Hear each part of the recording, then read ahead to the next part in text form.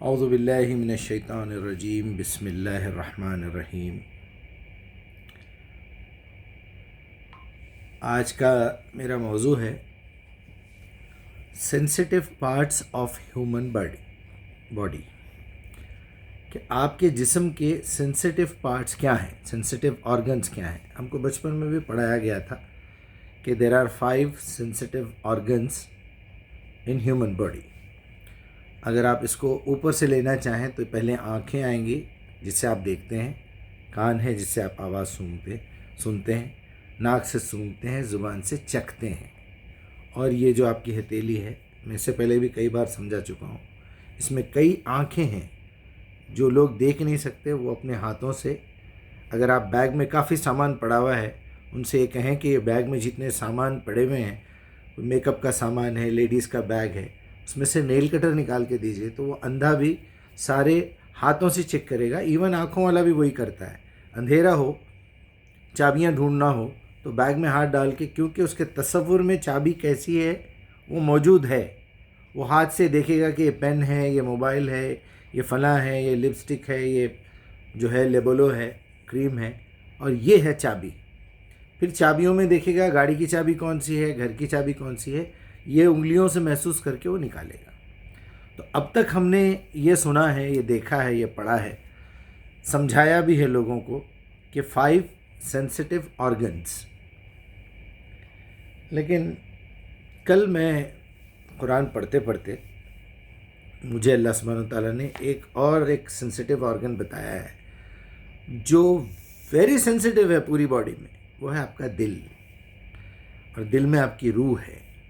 جب وہ دھڑکنا بند ہو جاتا ہے نا تو پورا باڈی کا بلڈ سرکولیشن رک جاتا ہے اور آکسیجن بند ہو جاتا ہے، آپ کے پھیپھڑے کام کرنا بند کر دیتے ہیں، آپ کی موت ہو جاتی ہے۔ دل بند ہونے کے بعد بھی باڈی کے بہت سارے پارٹس کام کرتے رہتے ہیں کچھ دیر تک، جو بچا ہوا پرانا آکسیجن ہے، جیسے ہوتا ہے نا کہ گاڑی میں پیٹرول ختم ہو جائے، وہ ہو جائے تو وہ جو موومنٹ تھا گاڑی کا وہ رکنے تک کچھ ٹائم لگے گا، بالکل اسی طرح۔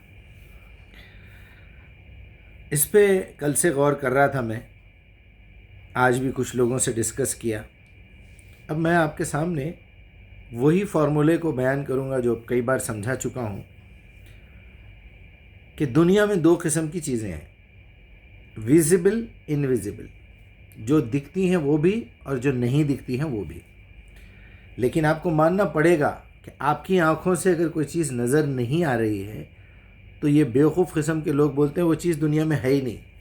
جیسے کہ ملحدین ہیں، ایتھسٹ ہیں، وہ بولتے ہیں جب تک اللہ کو دیکھیں گے نہیں مانیں گے نہیں۔ یہ قرآن میں بھی ہے، کافروں کا ڈائلاگ۔ تو پھر آپ کو یہ کیسے پتا چلا کہ یہ عورت ہی آپ کی امی ہے؟ یہ کیسے پتا چلا کہ یہ صاحب ہی آپ کے ابو ہیں؟ آپ نے تو نہیں دیکھا نا۔ تو ایسی بہت ساری مثالیں دی جا سکتی ہیں، لیکن یہ نالائقوں کی بات ہے کہ میں جب تک دیکھوں گا نہیں، مانوں گا نہیں۔ تو موبائل کی مثال ہے، علاج کی مثال ہے، بہت ساری چیزیں آپ تھوڑا سا غور کریں گے سمجھ میں آ جائے گا۔ یہاں سے میں نے سوچنا شروع کیا کیسے ثابت کیا جائے۔ ایک ہی چیز ایسی ہے آپ کے جسم میں، آنکھیں، جو کہ چیزوں کو دیکھ سکتی ہیں۔ باقی کے پورے سینسیٹیو آرگنز جتنے بھی ہیں، اب ٹوٹل تو میں نے 6 بتا دیے آپ کو۔ ایک دل کو بھی میں نے سینسیٹیو آرگن بنایا ہے جس کے اندر روح ہے، جس میں باقی کے احساسات ہیں، جسم کے اور بھی اعضاء ہیں اس کے بھی احساسات ہیں، اس کا بھی تعلق آپ کے دل سے ہے، آپ کے دماغ سے ہے، دماغ کا بھی تعلق دل سے ہے، دل کا بھی تعلق دماغ سے ہے۔ تو باقی کے تمام آرگنز کو لے کے، تمام پارٹس کو لے کے، اندر آپ کے پھیپھڑا بھی ہے، کلیجی بھی ہے، یہ بھی ہے، وہ بھی ہے، آنتیں بھی ہے، سب کچھ آپ کے دل سے تعلق رکھتے ہیں، کیونکہ وہیں سے بلڈ پمپ ہو کے جا رہا ہے۔ روح بھی وہیں ہے۔ تو روح کو ہم، احساس کو یا دل کو، ایک 6th پارٹ بنا دیں گے۔ یہ ہو گیا۔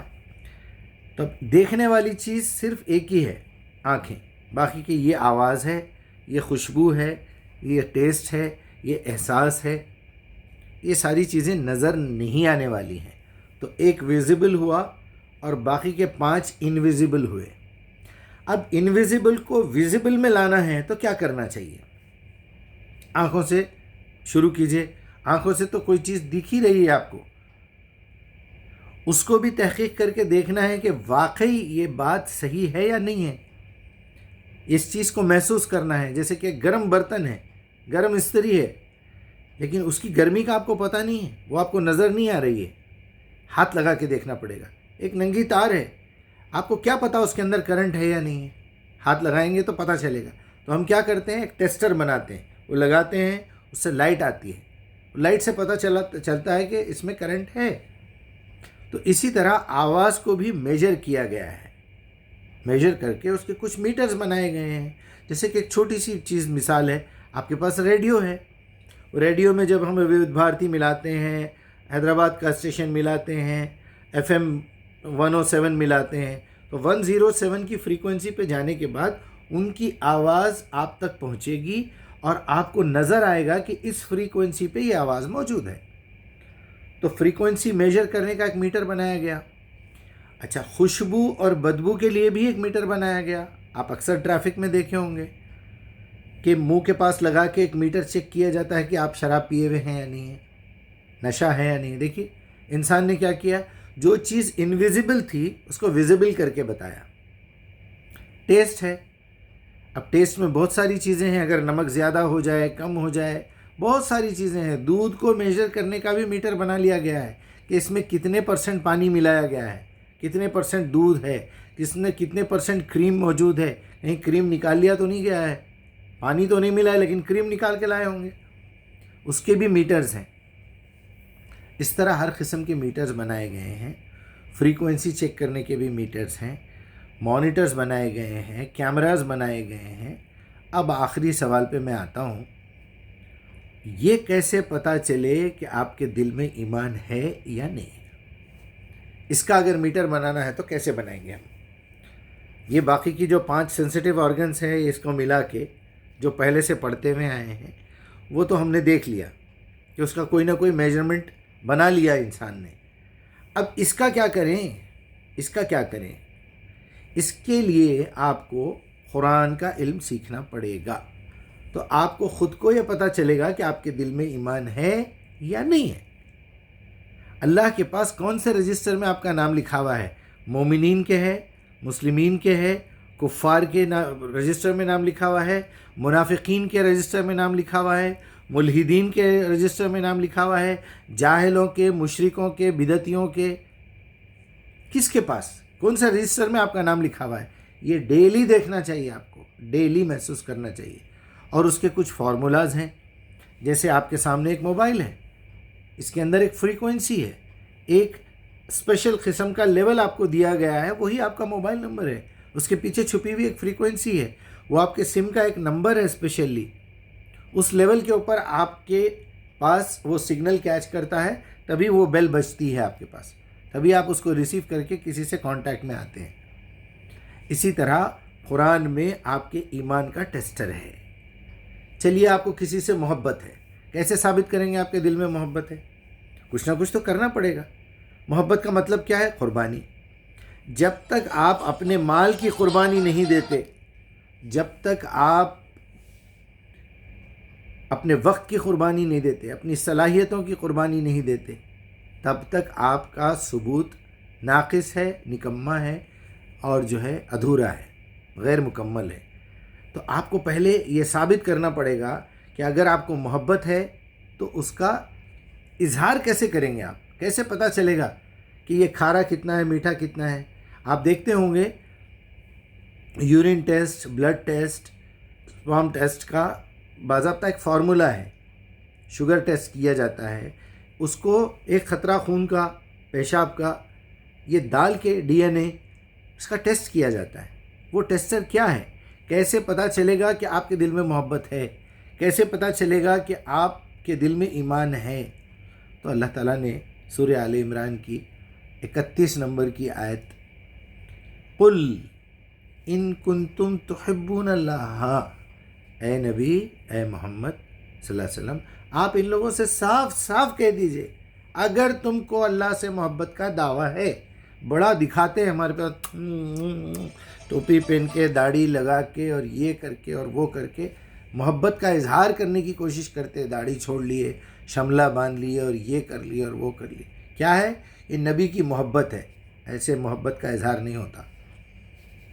محبت کے اظہار کے لیے اللہ تعالیٰ نے ایک فارمولہ دے دیا ہے. قل ان کنتم تحبون اللہ فاتبعونی. اے محمد ان سے صاف صاف کہہ دیجئے میری اتباع کرو.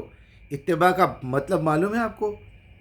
اتباع میں آپ کو کوئی سوال کرنے کی، کوئی چیز پوچھنے کی، کسی چیز کی ضرورت نہیں رہتی. اللہ کے نبی نے جو بول دیا وہ بول دیا بس. نبی کی سب سے بڑی اتباع کیا ہے؟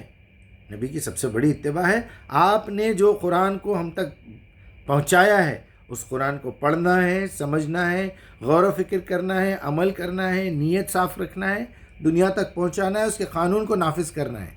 یہ ہے نبی کی اتباع. اونچا پیجامہ، لمبا کرتا، داڑھی، ٹوپی سے کچھ ہونے والا نہیں ہے میرے بھائی. قرآن پہ عمل کرنا پڑے گا، قرآن کی دعوت دینی پڑے گی، صبر کرنا پڑے گا. اس کے بعد الی الذین آمنوا وعملوا الصالحات وتواصوا بالحق وتواصوا بالصبر. ایسے ہی لوگ خسارے سے بچنے والے ہیں. نبی کی اتباع. قل ان کنتم تحبون اللہ فاتبعونی یحببکم اللہ. اللہ بھی تم سے محبت کرے گا. واللہ غفور الرحیم. تو آپ جب تک نبی کی اتباع نہیں کریں گے، یہ جھوٹی باتیں ہیں کہ میں جو ہے عبادت کر رہا ہوں، میں نبی کا مطیع ہوں، وہ ایسا ہوں، اطیع اللہ و اطیع الرسول، اطیع اللہ، یہ سب باتیں رہنے دیجئے. آپ کی زندگی میں اگر جھوٹ ہے، اگر آپ اپنا ٹائم خراب کر رہے ہیں، آپ غیبتیں کرتے ہیں، آپ دھوکہ دیتے ہیں، آپ بے حیائی کرتے ہیں، آپ رانگ سائڈ گاڑی چلاتے ہیں، راستے میں تھوکتے ہیں، کہیں کچرا پھینکتے ہیں، گاڑی غلط جگہ پارک کرتے ہیں، چوری کی لائٹ جلاتے ہیں، الٹے سیدھے دھندے کر کے پیسے کما رہے ہیں، رشوت دے رہے ہیں غیروں کو، غیروں کے قانون کے تحت آپ جی رہے ہیں اور وہ بھی خوش ہیں، مطمئن ہیں، اپنے معاملات لے کے پولیس اسٹیشن یا کورٹ کو جا رہے ہیں غیروں کے پاس، قرآن گھر میں رکھی ہوئی ہے. تو میرے بھائی یہ کون سی اتباع ہے؟ یہ تو دشمنی نہیں، غداری ہے، غداری. اللہ کے ساتھ، اللہ کے رسول کے ساتھ، اللہ کی کتاب کے ساتھ غداری ہے یہ، انسانیت کے ساتھ. تو اس سے کچھ ہونے والا نہیں ہے. اگر آپ کو اللہ سے محبت ہے، اگر آپ کے دل میں ایمان ہے، تو آپ کے اندر وہ کوالٹیز ہونا چاہیے. ہاں میں بشر ہوں، میں انسان ہوں، مجھ سے کوئی غلطی ہو گئی تو وہ غلطی جرم بننے سے پہلے معافی مانگنی پڑے گی. اللہ کے ساتھ جو غلطی کی ہے اس کی معافی، جو بندوں کے ساتھ کریں ان کی الگ سے معافی. کسی کا مال کھائیں تو واپس کر دیجئے، ورنہ آپ مومن نہیں ہیں، ہم مومن نہیں ہیں، نہ ہم مسلم ہیں، نہ ہم جو ہے اللہ کے فرما بردار ہیں، نہ ہم کو اللہ اور اس کے رسول سے، اس کی کتاب سے محبت ہے. یہ ڈھونگ، یہ ناٹک، بس بہت ہو گیا.